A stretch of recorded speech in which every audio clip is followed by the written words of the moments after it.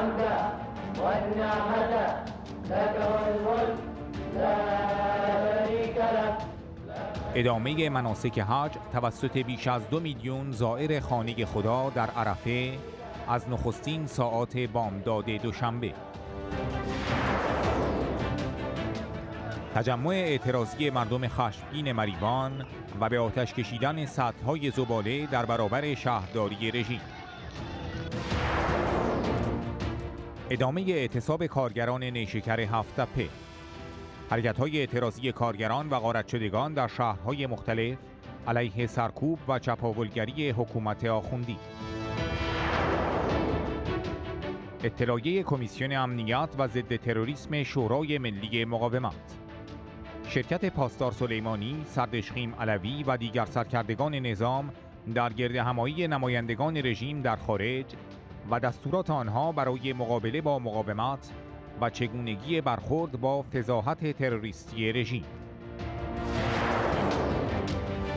کارزار جهانی اشرف نشانها.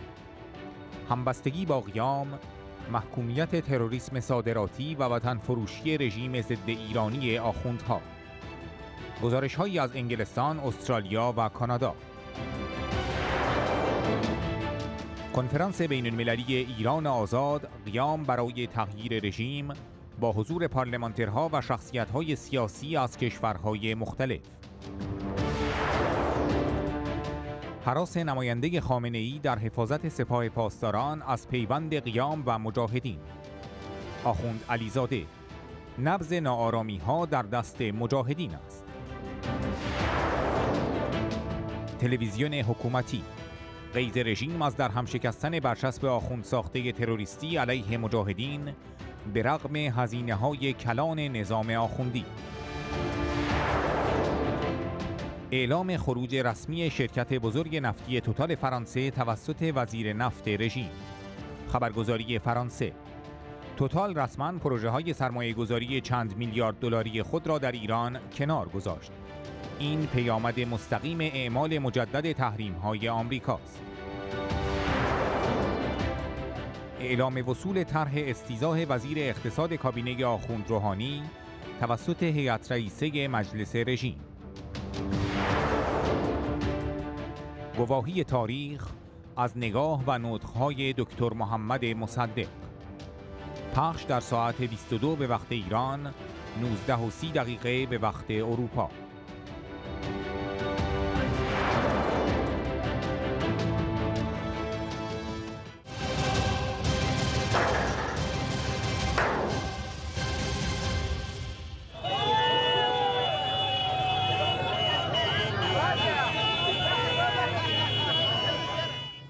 یکشنبه جمع زیادی از مردم و جوانان خشمگین در مریوان در اعتراض به عدم رسیدگی شهرداری این شهر و تخلیه نکردن زباله‌ها از سطح شهر در مقابل ساختمان شهرداری دست به تجمع اعتراضی زدند و کلیه زباله‌های خود را به داخل ساختمان شهرداری تخلیه کردند.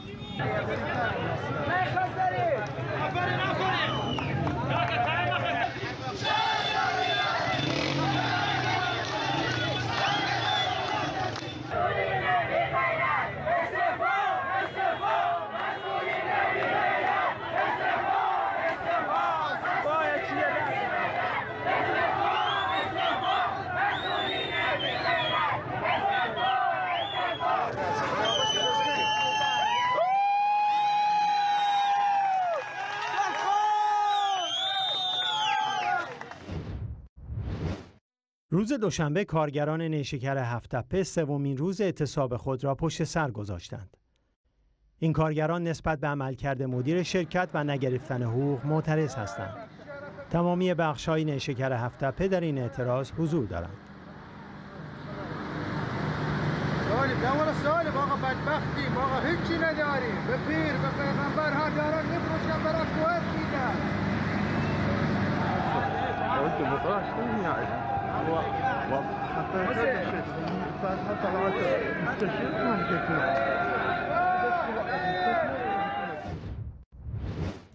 کارگران گروه ملی فولاد اهواز روز دوشنبه در پاسخ به فراخوان قبلی در اعتراض به پرداخت نشدن مطالبات عقب افتاده خود از سوی کارگزاران رژیم آخوندی، برای دومین روز متوالی در مقابل سرپرستی بانک ملی اهواز تجمع کردند و خواستار پرداخت مطالبات خود شدند. غارت شدگان مؤسسه کاسپین برای دومین بار در اعتراض به عدم بازگرداندن دارایی‌های به یغما رفته‌شان توسط این مؤسسه غارتگر متعلق به سپاه پاسداران در مقابل بانک مرکزی رژیم آخوندی دست به تجمع زدند و شعارهای علیه این کلاهبرداری حکومتی سر دادند.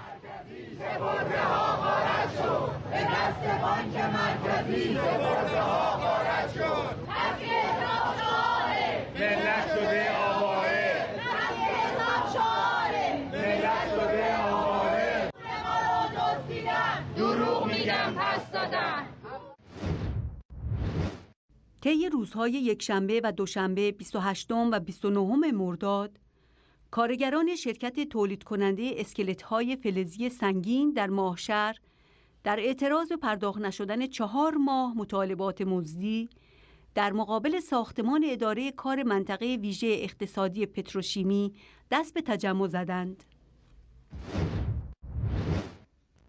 کارگران پتروشیمی رازی در ماهشهر در اعتراض به اجرا نشدن صحیح طرح طبقه‌بندی مشاغل و کاهش حقوق و مزایا اعتصاب کردند.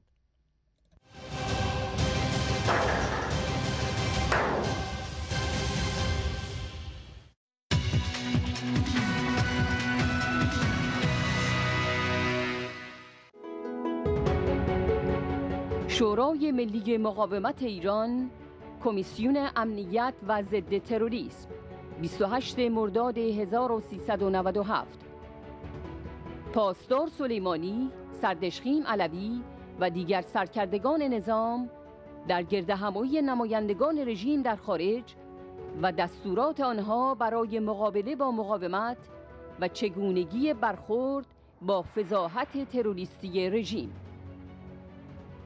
بنا به گزارش‌های رسیده از درون رژیم، بخش عمده گردهمایی سالانه سفیران و نمایندگان رژیم آخوندی در کشورهای خارجی که در هفته اول مرداد در تهران برگزار شد، به توجیه آنان درباره دیپلمات تروریست دستگیر شده در آلمان و نحوه رویارویی با مقاومت ایران در سطح بین‌المللی و روحیه دادن به دیپلمات‌های وارفته و جلوگیری از ریزش آنها اختصاص داشت.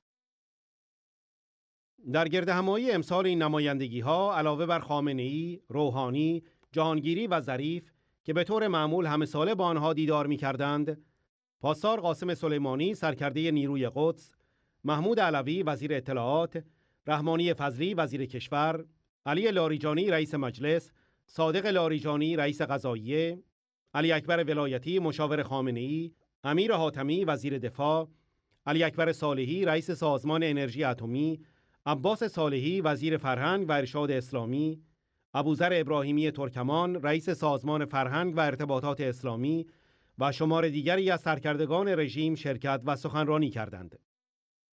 یکی از اهداف این جلسات هماهنگی بین وزارت خارجه، وزارت اطلاعات، نیروی قدس و دستگاه‌های صدور افراطیگری در کارزار شیطانسازی، جاسوسی و زمینه‌سازی برای اقدامات تروریستی علیه مجاهدین و مقاومت ایران بود. برخی از نمایندگان رژیم در خارج کشور از رویکرد دولت‌ها و محافل سیاسی و مطبوعاتی خارجی در مورد دست داشتن دیپلمات‌های رژیم در یک اقدام وخیم تروریستی و نقض آشکار کنوانسیون وین ابراز نگرانی می‌کردند. علوی و ظریف آنها را نسبت به چگونگی برخورد با قضیه اسدی توجیه نموده و تاکید کردند با جنگ روانی و پمپاژ اطلاعات دروغین باید اقدامات قبلی و بعدی نظام علیه منافقین قابل هضم شود. در همین رابطه نمایندگی‌های رژیم موظف شدند روابط خود را با ارگان‌های اطلاعاتی و امنیتی کشورهای میزبان فعال کنند. بنا به یک گزارش درونی پاسداران، ضربه به مجاهدین در اولویت سیاسی، نظامی، امنیتی و اطلاعاتی نظام است و هدف قرار دادن آنها در رفت و آمدها و سفرهایشان در دستور کار قرار دارد. در اطلاعیه 25 مرداد کمیسیون آمده بود وزارت اطلاعات و نیروی قدس موظف شده‌اند اقدامات تروریستی علیه مجاهدین را با به کارگیری مزدوران غیر ایرانی مورد بررسی قرار دهند. یک موضوع دیگر مورد بحث در این جلسات هماهنگی وزارت خارجه و نمایندگی‌های رژیم در خارج با پاسداران و نیروی قدس در مداخلات تروریستی و جنگ افروزانه در منطقه از جمله در عراق و سوریه و یمن بود. نمایندگان رژیم در خارج دستورالعمل‌های لازم برای اینکه چگونه این اقدامات را برای دولت، پارلمان و احزاب و مطبوعات حوزه مأموریتشان توجیه کنند دریافت کردند. در این جلسات سرکردگان رژیم تلاش کردند تا به دیپلمات‌هایی که با توجه به قیام سراسری و تحریم‌های جدید نسبت به آینده رژیم به شدت بیمناک هستند روحیه بدهند. شورای عالی امنیت رژیم نگران پناهنده شدن برخی از این نمایندگان رژیم به کشورهای اروپایی است. شورای ملی مقاومت، کمیسیون امنیت و ضد تروریسم 28 مرداد 1397.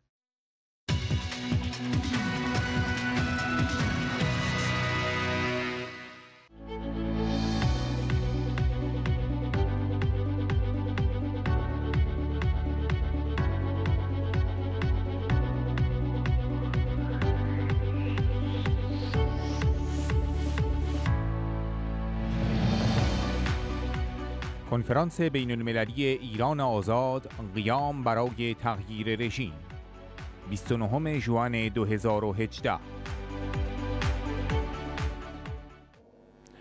I'd like to this evening's panel discussion, which I will chair with my honourable colleague from Ireland, Senator Brian O'Donnell. I look forward to hearing the contributions of other speakers this evening and to hear what their views are about how we can bring about change in Iran.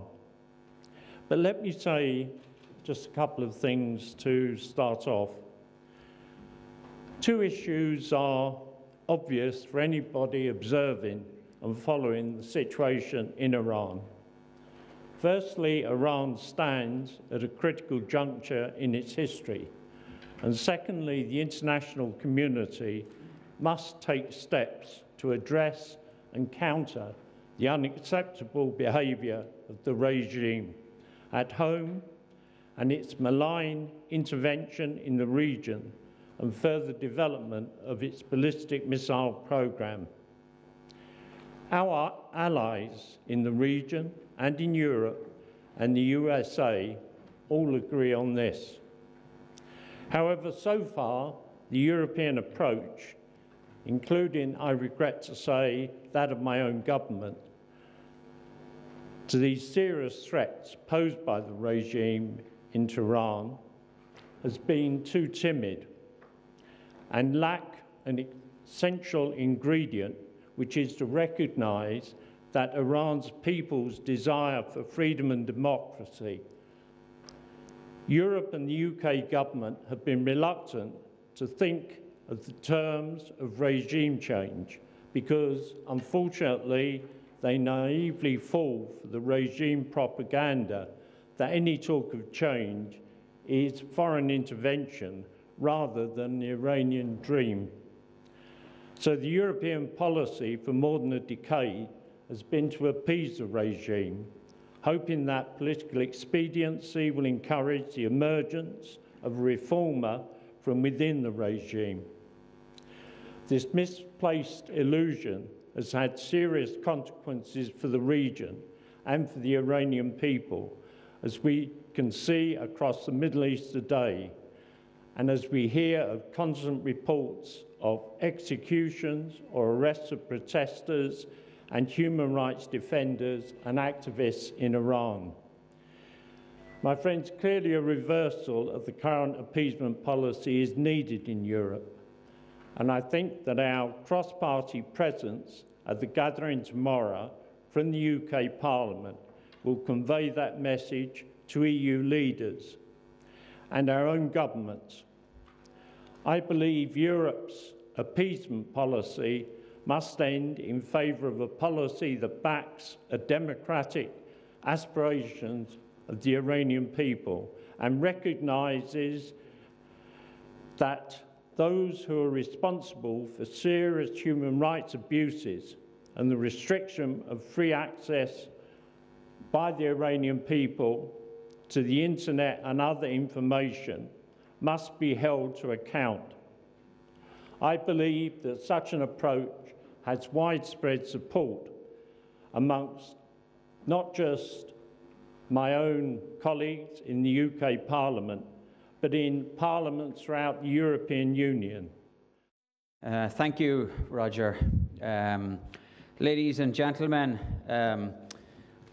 I'm honoured to have been asked to co-chair this evening's deliberations with my esteemed colleague from the Parliament in the United Kingdom, the House of Commons, Roger Godsiff.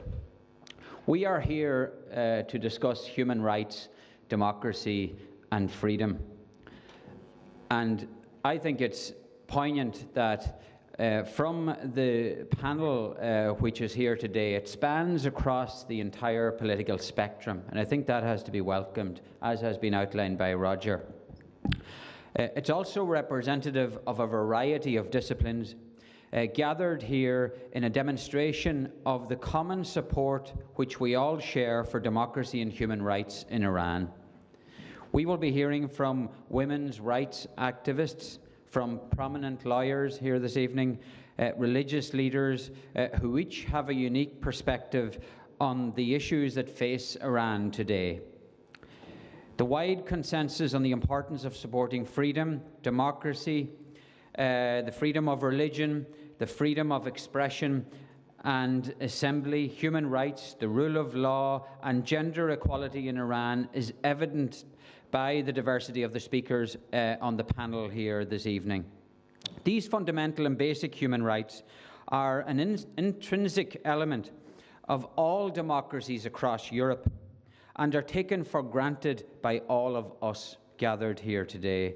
However, these rights must be provided and guaranteed to all our brothers and sisters across the world, regardless of nationality, gender or belief. It's clear that the discontent of Iranians has been growing as protests and strikes have spread across the country this year since the end of December. What started out as a protest regarding the rising prices in Mashhad, the second largest city in Iran, turned into a more profound expression of frustration with the Iranian regime. This sparked a movement that has since penetrated all regions of the country, underlined with slogans such as "Down with this dictator" and "Our enemy is right here," that have become a common feature of those protests. Interesting, just a short few days ago, the capital city of Tehran experienced its largest government regime protest since 2012. These protests began, as I mentioned, due to the high unemployment, rising prices and social inequality. But they are now more profound, and they soon, after their initiation, turned into a clear message of widespread support for democracy by the Iranian people themselves, who are demanding respect for their fundamental human rights. Clearly, the Iranian people are urgently seeking an end to the repressive regime, and we all are gathered here to fully support this call. And that is why so many of us have come here to Paris to show our solidarity to the objectives of Madame Rajavi and the resistance movement. Any meaningful change in Iran, however, must be supported by the Iranian people themselves. And it's clear from the demonstration that the origin is occurring at that juncture. In order to support the Iranian people's efforts, it's important that as parliamentarians we support that. And I and my colleagues in the Irish Senate, Senator Harkin, who is here with me, have tabled a motion calling for democracy, human rights, and the end of the violations inflicted by the regime in Iran. And we are calling on our own government in Ireland, but moreover, governments across Europe and the European Union to stand steadfast against the oppression and the regime in Iran. Because we all value human life, we all value freedom, we all value democracy, and we all value the rule of law. But in order to achieve those objectives in Iran, the regime must be overturned. And that's why this conference at this time is so important. And I'm delighted to see so many parliamentarians, lawyers, academics, and friends gathered here in the united cause of peace, human rights, and democracy in a wonderful, wonderful part of the world. Gora Mahigov.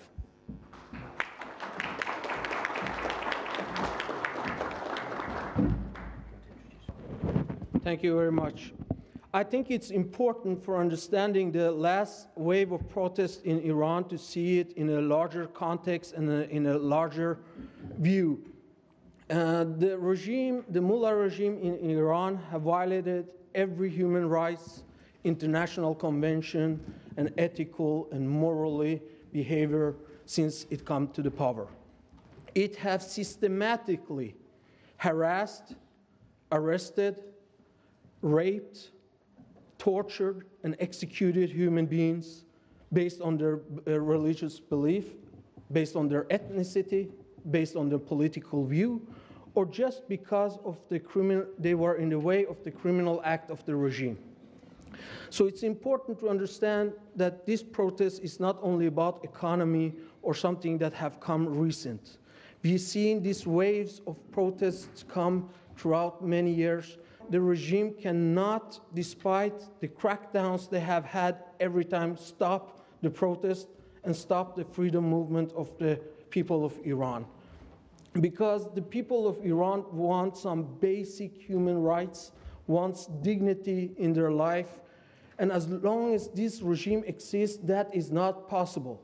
I think another important lesson to learn about this regime is that this is not a regime that can be moderated, can change in any way without disappearing.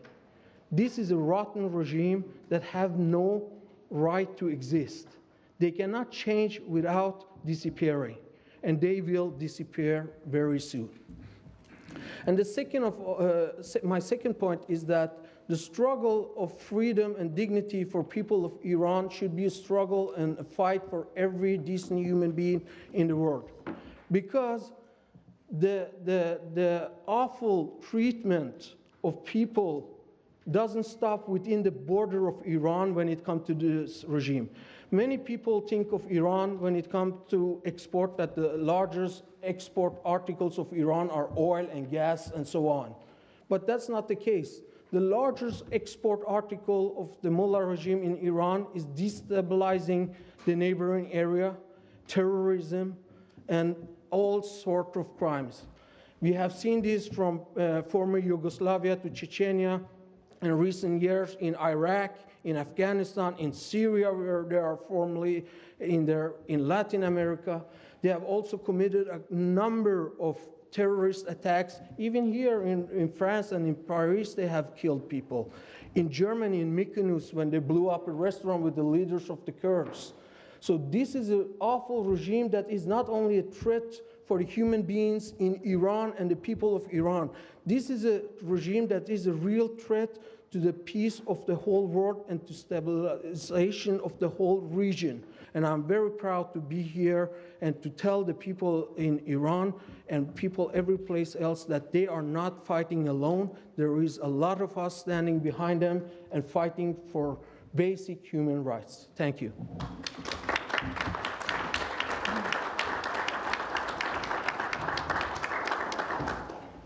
And honourable colleagues, ladies and gentlemen, thank you very much for the opportunity to join you this evening for important this very important discussion on what is happening in Iran and in the general region. And I'd particularly like to thank the organising committee, all the members of the NCRI, and all of the volunteers and the people who were involved in organising the whole weekend. And it is very positive to see so many different parliamentarians here from right across the political spectrum in each of their own countries, from Ireland, from the United Kingdom, Norway, Finland, Romania, Italy, Moldova, Australia, Malta, but particularly as the spokesperson of my party, Fianna Fáil, in the Irish Senate, the finance spokesperson. And as such, just some of the points I want to make today relate to financial matters and the financial things that are going on in terms of what Iran is doing across the globe. We must remember that the main beneficiaries and the actual winners of the sanction relief provided to Iran under the nuclear deal are businesses, entities and institutions under the control of the IRGC and the Supreme Leader. They're not benefiting the ordinary citizens of Iran, many of whom should not be living in poverty but are living in poverty because the wealth, and there is significant wealth in Iran, is controlled by so few.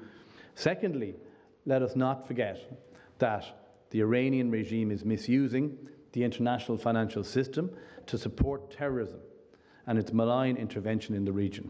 It is not the Iranian people who benefit when Iran is allowed access to the dollar, but it is the IRGC and its proxies across the Middle East. In Europe, we have been very late to recognise this, but it is happening. And let me just give you one example. On the 10th of May this year, the United States and the United Arab Emirates jointly took action to disrupt an extensive currency exchange network in Iran, and the UAE that has procured and transferred millions in US dollar denominated bulk cash to Iran's Islamic Revolutionary Guard Corps Quds Force, known as the IRGC-QF, to fund its malign activities and regional proxy groups.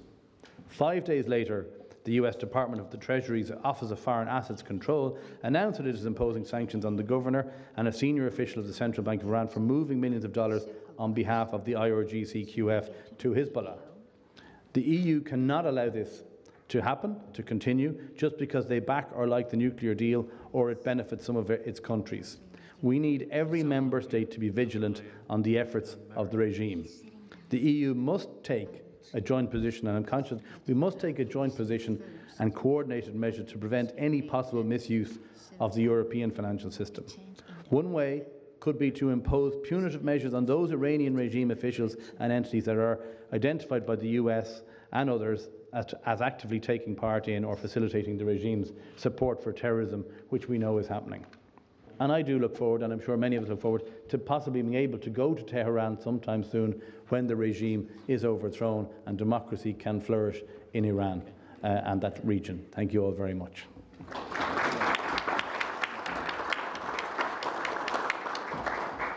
Honourable ladies and gentlemen, Iran has been a great country in the history, but when I look today at Iran, it's in a very sad state. And the reason is very obvious. The government of Iran. And in fact, there's no moderate government in Iran. It's brutal government in whole. And if you look at any developed country, they have democracy, they have human rights, and they have freedom of press. That's all lacking in Iran. And in fact, when the sanctions ended, we thought there will be economic growth in Iran.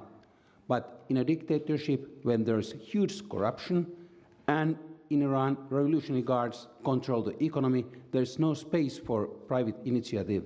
In fact, you can't guarantee decent life living of the population in that kind of system.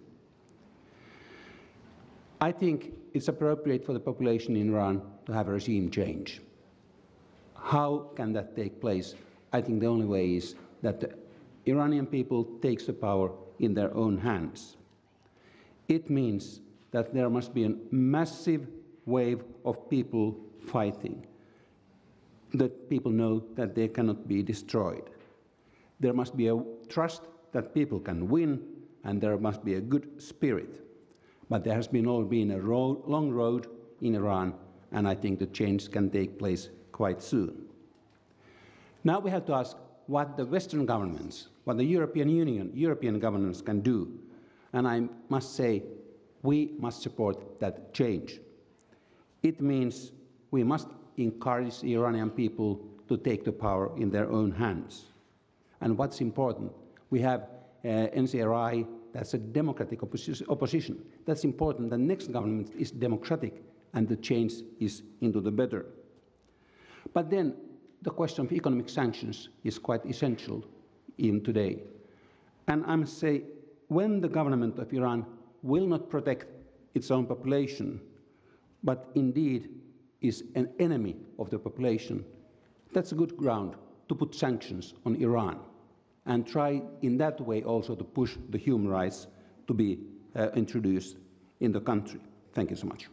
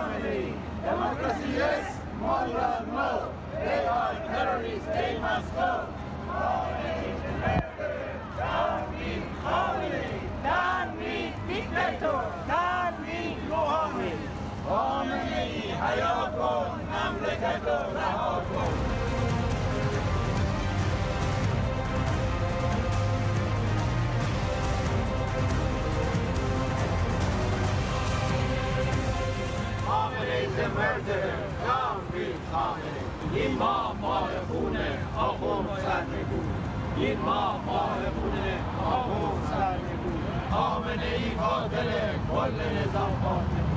مرگ بر خامنه ای، مرگ بر روحانی، درود بر رجبی، سلام بر آزادی. ایرانی معترض حمایتت میکنیم، بازاری معترض حمایتت میکنیم.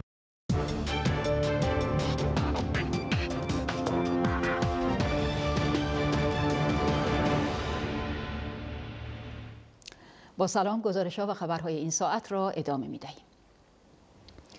حجاج بیت الله الحرام بعد از گذراندن اولین روز از مناسک حج در مشعر منی روز دوشنبه به مشعر عرفات رفتند و بخش دوم از مناسک حج را به جا آوردند. آنها شب را در همین مکان سپری خواهند کرد. لبیک اللهم لبیک، لبیک لا شریک لک لبیک، ان الحمد والنعمة لك والملك لا شريك لك، لبيك اللهم لبيك، لبيك لا شريك لك لبيك، ان الحمد والنعمة لك والملك لا شريك لك، لبيك اللهم لبيك، لبيك. نماینده خامنه‌ای در ارگان حفاظت سپاه پاسداران در هراز از پیوند قیام و مجاهدین گفت نبض ناآرامی‌ها در دست مجاهدین است. به گزارش خبرگزاری رسمی رژیم آخوند علیزاده میگوید امروز مجاهدین احیا شدند و به صحنه آمدند و نبض بسیاری از ناامنی‌های کشور در دست همین افراد است. وی همچنین درباره بریدگی در درون رژیم گفت موضع ما در ارتباط با دشمنان مشخص است، اما گلایه ما از عناصر داخلی است که پای سفره نظام به نان و نوا رسیدند و سفره را پاره کردند. یک عضو مجلس ارتجاع نیز در سخنان آشفته و متناقض در هراس از بالا گرفتن اعتراضات مردمی گفت دستی در کار است و ایادی داخلی و ایادی داخلی دشمنان مانند نظام مقدس جمهوری اسلامی و از بین کسانی که امانات مردم به آنها واگذار شده است مأمور این اقدام مذبوحانه گردیدند. نمیدانم طراحان این مسئله چه کسانی هستند، ولی هر که هست نقشه آنها منافقین و ترامپ یکیست. چگونه شد در مقابل اقدامات غیرقانونی مؤسسات مالی در دفاع از سپرده‌گذاران مالباخته اقدام مؤثر و به موقع صورت ندادند تا اینکه آنها به کف خیابان آمدند و لشکر آماده‌ای برای اغتشاشگران تدارک دیدند، هرچند هرگز به منافقین اجازه ندادند تا از نارضایتی آنان سوء استفاده کنند. تلویزیون حکومتی با غیظ و نگرانی از اینکه برچسب آخوند ساخته تروریستی به رغم تمامی هزینه‌های کلان حکومت آخوندی سرانجام در هم شکسته شد گفت: شما ببینید همین ایالات متحده در دوره بوش، در دوره کلینتون، مجاهدین منافقین رو سازمان منافقین یک سازمان تروریستی شناسایی کردن که در واقع اون ریاکاری سیاست‌های آمریکا رو در واقع میتونه نشون بده. همین آقای اوباما، حالا من اینم نکته مهمی است، اوبامایی که میگه من اهل تعامل هستم، میدونید که منافقین رو از لیست تروریسم همین دولت اوباما در آورد. در حالی که در دولت بوش و اینها دولت‌های قبلی گذاشتنش در لیست تروریسم، اما دولت اوباما که میگفت من اهل تعاملم، تو اوج فضای تعاملی یعنی سال 2009 و 2010 اونها رو از لیست تروریسم خارج کرد.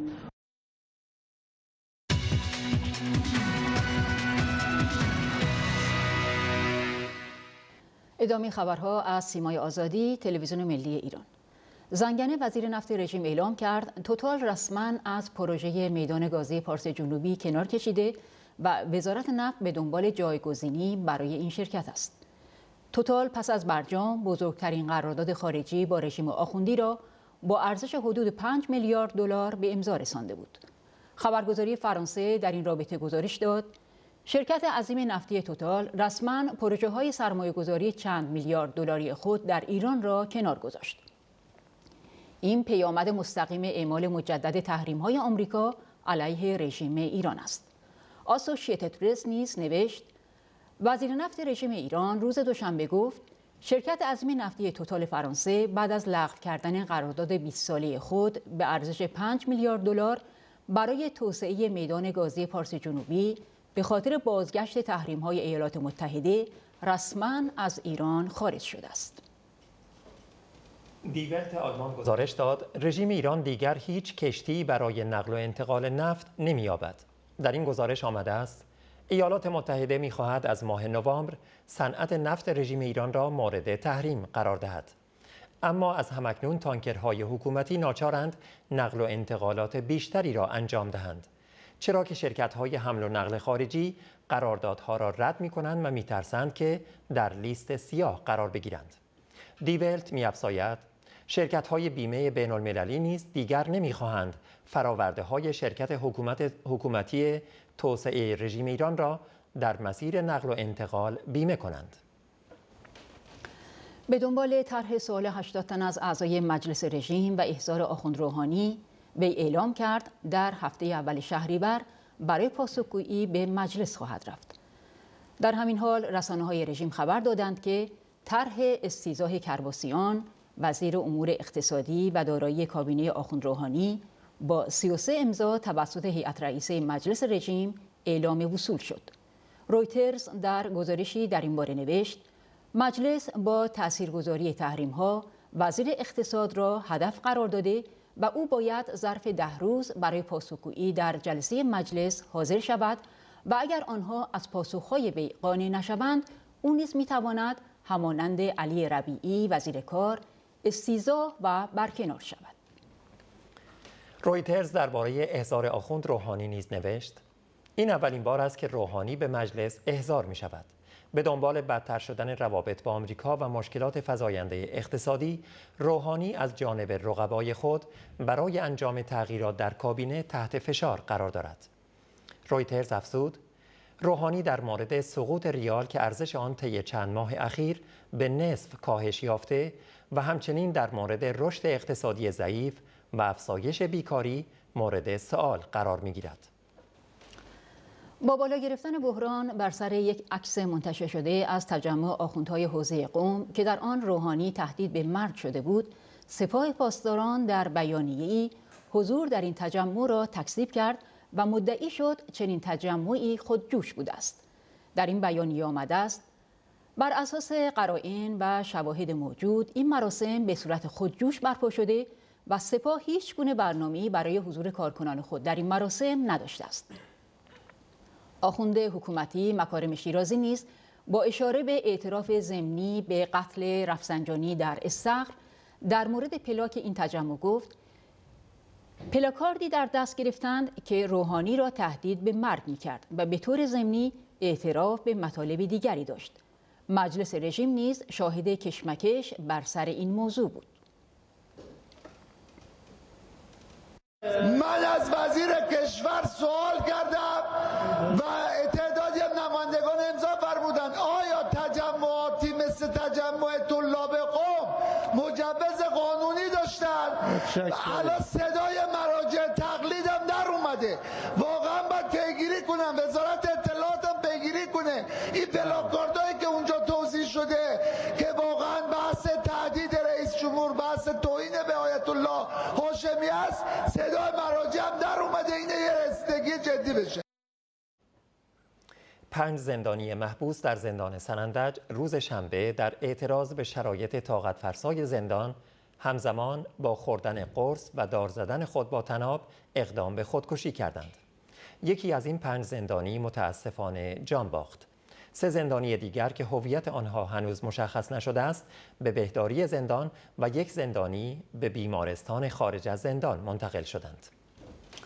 آخرین خبر این ساعت: در جنگ و جدال باندهای حکومتی یک عضو مجلس رژیم فاش کرد که تاکنون بالغ بر 300 نفر مدیر دو تابعیتی در سمت‌های مختلف شناسایی شدند که برخی از آنها سمت‌های مهم حکومتی را در دست دارند. کریمی قدوسی با اعلام این خبر افزود که این میزان 1/10 افراد دو تابعیتی است که در پست‌های مهم حضور دارند.